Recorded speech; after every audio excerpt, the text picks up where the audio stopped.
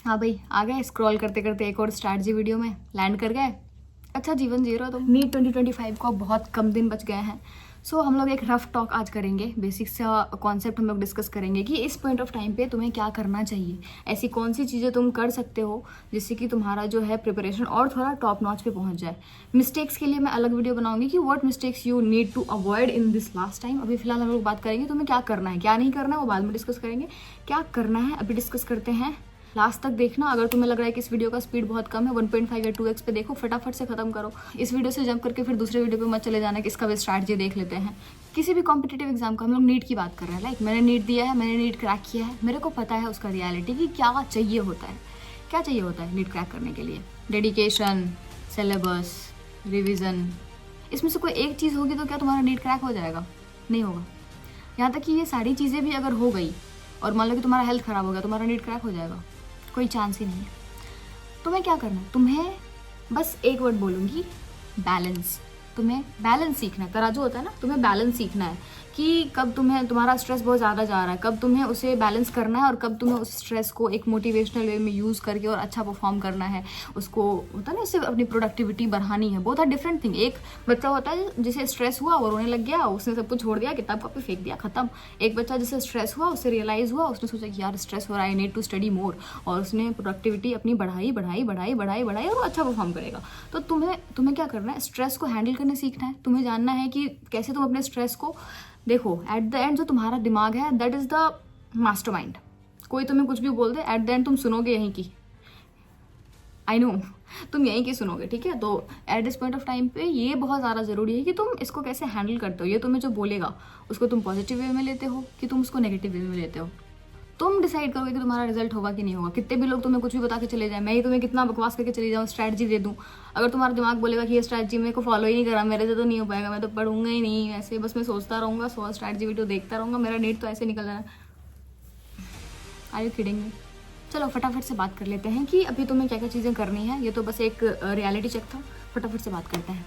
पहली चीज़, सिलेबस तुम्हारा कंप्लीट हो गया होगा 70% से ज़्यादा। अगर 70% से भी तुम्हारा कम हुआ है, तुम अपना रिस्क लो भाई। I can't do anything about that. तुम देखो तुम्हें कैसे करना है। मैंने उस पर वीडियोस बनाए हुए हैं अलग अलग सब्जेक्ट्स के लिए, तुम उसको उठा करके देख सकते हो, उससे हेल्प हो जाएगी। इस वीडियो में हम तुम्हारी बात कर ही नहीं रहे हैं। इस वीडियो में लोग बात कर रहे हैं जिनका कि 70% सिलेबस या उससे ज़्यादा सिलेबस कवर हो चुका है। उनके साथ क्या प्रॉब्लम आ रही है? सबसे ज़्यादा मेरे वीडियोस पे कमेंट्स आए हैं कि मॉक टेस्ट का नंबर नहीं बढ़ रहा, मेरा सिलेबस हो गया, मॉक टेस्ट का नंबर नहीं बढ़ रहा, 300 आ रहे, 400 आ रहे, 450 आ रहे, 550 आ रहे। सबसे पहले तुम्हें ये रियलाइज़ होना चाहिए कि तुम्हारा नंबर क्यों नहीं बढ़ रहा मॉक टेस्ट में। सिलेबस तो तुमने पढ़ा है, ठीक है। तो देखो, एक स्टूडेंट है जिसका कि 400 तक नंबर आ रहे हैं। तुम्हारे साथ क्या प्रॉब्लम हो सकता है? तुमने सही से सिलेबस कंप्लीट ही नहीं किया हो, या फिर तुमने सिलेबस एक बार में कंप्लीट किया, उसके बाद तुमने वापस उसको उठा के रिवाइज नहीं किया और तुम एक्सपेक्ट कर रहे हो कि जो मैंने पढ़ा था वो मेरे दिमाग में छप जाए और फिर मैं अच्छा परफॉर्म कर दूँ। तुम चिट्टी नहीं हो from robot, you are a human, so act like one. जिसके 400 तक नंबर आ रहे हैं, फटाफट से सिलेबस उठाओ, सिलेबस रिवाइज करो। भले ही टेस्ट का फ्रीक्वेंसी थोड़ा सा कम हो जाए तुम्हारे लिए, तुम कितना भी टेस्ट दे दो, अगर तुम्हारा सिलेबस ही नहीं कंप्लीट हुआ है, थोड़ा सा इफेक्टिव होगा टेस्ट तुम्हारे लिए। उसके अलावा टेस्ट का कोई मोल नहीं है तुम्हारे लिए, अगर तुम्हें सिलेबस ही नहीं आता है तो। जिसका 400 से कम नंबर आ रहा है, सिलेबस उठाओ, सिलेबस को रिवाइज करो, फॉर्मूलाज याद करो। मतलब ऐसा नहीं कि टेस्ट बिल्कुल एकदम बंद कर दो। वीक में 2 टेस्ट उठाओ, सिलेबस रिवाइज करो, बस तुम्हें इतना ही करना है। अभी अपना खुद का ध्यान रखो, बस इतना ही करो। सिलेबस रिवाइज करो फटाफट से और मल्टीपल रिवीजन करो, बार बार। तुम्हें खुद दिखेगा कि जैसे ही तुम रिवीजन करना स्टार्ट करोगे ना, तुम्हारा मॉक टेस्ट का मार्क्स इंक्रीज होगा। अगर नहीं इंक्रीज हुआ, आके इस वीडियो पे तुम कमेंट करना, मैं तुम्हें बताऊंगी तुम कहाँ गलती कर रहे हो, अगर ऐसा कुछ हुआ तो। नेक्स्ट हम लोग बात करते हैं उन स्टूडेंट्स की जिनका 550 तक आ रहा है, 500 तक आ रहा है, 450 तक आ रहा है। देखो 450 का I am not sure, but 500 से प्लस जिनका आ रहा है, उन्होंने सिलेबस कंप्लीट कर लिया है। कुछ पार्ट्स उनके बचे हैं और वो ये नहीं कर सकते कि ये सब तो माइन्यूट चीज़ें हैं, इनको छोड़ देते हैं। तुमने कट ऑफ देखा है नीट 2024 का कि कितना गंदा वाला कट ऑफ राइज किया है। तुम नहीं छोड़ सकते, तुम कुछ भी नहीं छोड़ सकते हो। कैसे तुम पढ़ोगे? सबसे पहली बात, जितना तुम्हारा सिलेबस कंप्लीट हो गया है वो तुम्हारे लिए गोल्ड वाइन है, उसको तुम एक्सट्रैक्ट करो, मैक्सिमम मार्क्स उसमें से तुम एक्सट्रैक्ट करो। कैसे एक्सट्रैक्ट करोगे? उसको तुम रिपीटेडली रिवाइज करते रहो, टेस्ट पेपर देते रहो, जो भी टेस्ट हो रहा है फुल सिलेबस देना, पार्ट टेस्ट मत देना, फुल सिलेबस दो। उसका तुम एनालिसिस करते रहो, उसका तुम मिस्टेक बुक बनाओ, मिस्टेक बुक को रिवाइज करते रहो। जो तुम्हारे पास नहीं है और जो तुम्हारे पास है, जो नहीं है उसके चक्कर में तुम उसको मत खो देना जो तुम्हारे पास है। ऑलरेडी तुम्हारा अगर 70% सिलेबस है, उससे पहले तुम 100% एक्सट्रैक्ट तो करो, जब तो तुम 30% के चक्कर में जाकर के और पागल हो जाओगे ना। समझ में आ रही है बात? 30% के चक्कर में अपना 70% लूज मत करो। पहले तुम ये देखो कि 70% से तुम पूरा एक्सट्रैक्ट कर रहे हो, उसके अलावा तुम एक टाइम स्लॉट निकालो, डेली मान लो 2 घंटे का टाइम स्लॉट निकालो किसी तरह से, टेस्ट में से और एनालिसिस इस सब में से टाइम काट के निकालो, उसमें तुम वो सिलेबस कंप्लीट करो। और इस पॉइंट ऑफ टाइम पे आई ओनली नो कि यही 2 टाइप के स्टूडेंट्स होते हैं, 2 कैटेगरी है, इसी में कहीं ना कहीं तुम फॉल कर रहे हो, तो देख लो किस कैटेगरी में हो और उसके अनुसार तुम काम करो। ये सबसे बड़ा प्रॉब्लम था कि मार्क्स नहीं बढ़ रहे हैं। दूसरा प्रॉब्लम है कि सिली मिस्टेक बहुत हो जा रहा है, और ये भी उसी के अंदर आता है कि मॉक टेस्ट में मार्क्स नहीं बढ़ रहे। मैंने ऑलरेडी मॉक टेस्ट पे डिटेल में वीडियो बनाया है, सिली मिस्टेक पे भी मैंने वीडियो बनाया है। जो सिली मिस्टेक वाला वीडियो है उसमें मैंने 11 पॉइंट्स लिटरली डिस्कस किए थे अपने एक्सपीरियंस के बेसिस पे, और तुम लोगों ने इतना मतलब देखा ही नहीं उस वीडियो को। देखो जा करके उस वीडियो को, तुम देखोगे तो तुम्हें पता चलेगा कि ये कंटेंट कहाँ था अभी तक। पहले मैं कर रहा तो मेरी नेगेटिव मार्किंग कम हो जाती है। जाके देखो उस वीडियो को, मैंने तुम्हारे लिए ही बनाया है। एक चीज़ हम लोग और बात करते हैं, जिन लोगों के मॉक टेस्ट में मार्क्स नहीं आ रहे हैं, या फिर मान लो उनका सिलेबस कंप्लीट है या फिर नहीं भी कंप्लीट है, वो लोग सोच रहे हैं कि नहीं यार मेरे तो टेस्ट में नंबर नहीं आ रहा है, वो गिव अप कर देते हैं। जिनका सिलेबस कंप्लीट है भाई, अगर तुम अभी इस पॉइंट ऑफ टाइम पे गिव अप कर रहे हो कि अभी मैं वापस से 1 साल लूँगा, वापस से मैं ड्रॉप लूँगा और फिर मैं क्रैक करूँगा, तुमसे बड़ा बेवकूफ़ मैंने आज तक नहीं देखा। तुम अपने गोल के इतने क्लोज जा करके और बोल रहे हो कि नहीं यार नहीं नहीं नहीं नहीं नहीं, ये तुम्हें बुला रहा है, आ जा नहीं, मैं तो वापस से 1 साल, उसके बाद मैं फिर से यहाँ पे आऊँगा, फिर 1 साल, फिर से आऊँगा, फिर क्यों करना है ये बेवकूफ़ी? जब तुम्हारे पास ऑप्शन है, अभी अगर तुमने 70% सिलेबस भी कंप्लीट किया है, तुम उन लोगों में से हो जो कि क्रैक कर सकता है। अभी तुम अगर गिव अप कर दिए ना, तुम वापस से 0 पे चले जाओगे नेक्स्ट ड्रॉप में, वापस से तुम्हें सब कुछ फिर से करना पड़ेगा। Don't do that. अभी तुम्हारे पास ऑप्शन है कि 70% भी सिलेबस तुमने कंप्लीट किया है ना, उससे एक्सट्रैक्ट करो मैक्सिमम चीज़ें, और मैक्सिमम चांसेस है कि तुम कर लोगे। अभी तुम्हारे दिमाग में गिव अप वाली चीज़ आनी ही नहीं चाहिए।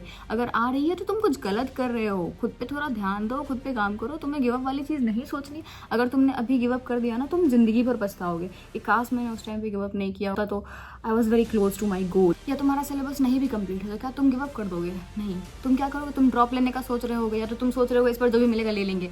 अभी जो तुम मेहनत करोगे लास्ट के 1 मंथ, अभी जितना तुमने मेहनत किया है उस बेसिस पे अगर बीएससी नर्सिंग तुम्हें मिलने वाला होगा, अगर तुमने 1 महीने मेहनत कर लिया ना, तुम्हें बैंस मिल जाएगा या फिर बीडीएस मिल जाएगा, कोई डॉक्टर कोर्स मिल जाएगा। एंड वो जो पुश है वो भी बहुत मैटर करता है लाइफ में। बहुत सारी चीज़ें, एमबीबीएस तक लिमिट मत करो, उसके अलावा भी चीज़ें हैं। अभी अगर तुम गिव अप नहीं करते हो, तुम्हारे लाइफ में ज़रूर कुछ अच्छा ही होगा, कुछ पॉजिटिव ही होगा। Don't give up. जिनको लगता है मेरे से हो जाएगा, वेल एंड गुड, तुम्हें तो गिव अप करना ही नहीं है। जिनको लगता है मेरे से नहीं हो पाएगा, मेरे को ड्रॉप लेना है, तुम भी गिव अप नहीं करोगे। इस टाइम में जो तुम मेहनत करोगे ना, नेक्स्ट ड्रॉप में रिफ्लेक्ट होगा। नेक्स्ट हम लोग बात करते हैं कि मोटिवेट कैसे हों। स्टडी मोटिवेशन हमें नहीं मिल रहा जीवन में पढ़ाई करने के लिए। इस पॉइंट ऑफ टाइम पे तुम्हें मोटिवेशन चाहिए। तुम्हें मोटिवेशन चाहिए। अपने पेरेंट्स का फेस देखो जा करके, मोटिवेशन चाहिए। ये वाइट कोट देखो, ये देखो, ये देखो, ये है मोटिवेशन। ये देखो, ये है मोटिवेशन। अपने पेरेंट्स को देखो, वो है मोटिवेशन। और कुछ मोटिवेशन चाहिए? इससे ज़्यादा मोटिवेशन किसी को कुछ नहीं चाहिए होता। तुम्हें ये पहनने को मिलेगा, तुम डॉक्टर बन जाओगे, तुम्हें अपने लाइफ में इंडिपेंडेंस मिलेगी। अभी जो तुम लाइफ जी रहे हो ना, नीट एस्पिरेंट वाली लाइफ, और जब तुम एमबीबीएस स्टूडेंट होगे या तुम किसी भी कोर्स में होगे, बहुत कुछ चेंज होता है लाइफ में, ठीक है। तुम्हें बहुत सारा इंडिपेंडेंस मिलता है, तुम अपना पैशन फॉलो कर पाओगे। When I was a NEET aspirant, मेरे को कंटेंट क्रिएशन करना था, लेकिन मैं क्या कर पाई? मैं कब कर रही हूँ? जब मैं कॉलेज में हूँ, पढ़ाई के साथ साथ मैनेज कर रही हूँ किसी तरह से, मेरा पैशन है, मैं फॉलो कर रही हूँ। इससे बड़ा मोटिवेशन चाहिए क्या तुम्हें? इससे बड़ा मोटिवेशन कुछ हो ही नहीं सकता कि लाइफ जो है ना, वो 360 डिग्री पूरा चेंज हो जाता है नीट क्रैक करने के बाद। और कुछ मोटिवेशन आई डोंट थिंक कि तुम्हें चाहिए होगा। एक पॉइंट लास्ट में डिस्कस करना चाहूँगी। ज़रूरी नहीं है कि यहाँ पे सारे स्टूडेंट्स का गोल वही है कि 680+ ही लाना है। कुछ स्टूडेंट्स का गोल बहुत कम भी होता है। कुछ लोगों का क्लियर उसे प्राइवेट ही लेना है। सभी लोगों के लिए, मान लो कि तुमने नीट 2025 का कट ऑफ क्लियर करना है और तुम ये टारगेट कर रहे हो कि तुम 650+ ले आओगे और तुम्हारा हो जाएगा। एक चीज़ मैं बोलना चाहूँगी अपने पर्सनल एक्सपीरियंस से, और एज ए सीनियर मैं तुम्हें ये चीज़ बोलना चाहूँगी, अपना टारगेट ना थोड़ा हाई रखो। जब तुम्हारा टारगेट हाई रहेगा ना, तो अगर मान लो उस टारगेट तक तुम नहीं भी पहुँच पाए, उससे तुम थोड़ा गिरे भी ना, तो तुम सेफ जोन से ऊपर ही रहोगे उस केस में भी। अगर तुम 630 को टारगेट करोगे ना, तुम्हारा 600 या 600 के नीचे ही स्कोर चला जाएगा। अगर तुम 700 को टारगेट करोगे तो मे भी तुम्हारा 650+ स्कोर आए। द थिंग इज, अपना टारगेट हाई रखो। हाई रखोगे तभी तुम्हारा सेफ जोन में आकर के गिरेगा। अगर तुम गिरते भी हो तो पढ़ाई करो। All the best. बकवास मत करो, इधर से उधर स्ट्रैटेजी वीडियो पे जंप मत करो, अभी टाइम नहीं है उतना। बेसिक बस नीड समझो, क्या चाहिए तुम्हें अपने प्रिपरेशन में, किस चीज़ की कमी हो रही है। रिवीजन की कमी हो रही है, रिवीजन करो। फॉर्मूलाज याद नहीं हो रहे। अरे मेरा जो वीडियो था ना, उसमें आ रहे हैं, मेरे से तो ऑर्गेनिक केमिस्ट्री याद ही नहीं हो रही है। क्या करूँ दीदी, क्या करूँ दीदी? तुम्हें पता नहीं है क्या करना है, कैसे याद करते हैं? लिख लिख के याद करो उसको। तुम्हें भी पता है कि उसको कैसे याद करते हैं। मल्टीपल टाइम्स रट्टा मारो, रट्टा मारो, रट्टा मारो। एनसीईआरटी देखो, लिख लिख के याद करो, प्रैक्टिस करो। इतनी चीज़ें तुम्हें पता है ऑलरेडी।